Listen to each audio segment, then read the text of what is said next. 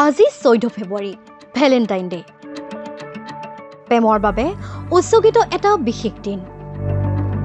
এই বিশেষ দিনটোতে আমিনগাঁও ৰাষ্ট্ৰীয় আইন বিশ্ববিদ্যালয়ৰ সন্মুখৰ হাজো আমিনগাঁও পথত এক ব্যতিক্ৰমী কাৰ্যসূচী। হাতত ৰঙা গোলাপ লৈ হেলমেট লৈ ৰাজপথত সষ্টম যান-বাহন আৰক্ষী আৰু যুৱকৰ এটা দল। হেলমেট নিপিন্ধা প্ৰতিজন বাইক চালকক এপাহ ৰঙা গোলাপ আৰু হেলমেট উপহাৰ দি যান-বাহন আইন ভংগ নকৰিবলৈ আহ্বান জনালে আৰক্ষী আৰু যুৱকৰ দলটোৱে। কেৱল ইমানেই নহয়, যান-বাহন আইন মানি বাইক গাড়ী চলোৱা প্ৰতিজন লোকৰ মাজতো এপাহ ৰঙা গোলাপ আৰু হেলমেট প্ৰদান কৰি শুভেচ্ছা জনালে দলটোৰ সদস্যসকলে। কামৰূপৰ যান-বাহন আৰক্ষী আৰু য়ট ডাটা ছাৰ্ভিচৰ পৰা লোৱা এই ব্যতিক্ৰমী কাৰ্যসূচী। আজি ভেলেণ্টাইন দিনৰ মুখত আমি সেইটো নিজৰ company yacht data service private লিমিটেডৰ সেইটো এগেইনষ্টত আমি সেইটো আজি ৰোড সেফটিৰ কাৰণে কাম কৰি আছো। আমি আজি ট্ৰাফিকৰ পুলিচৰ লগত লাগি কিনি আমি সেইটো কামটো লৈছো।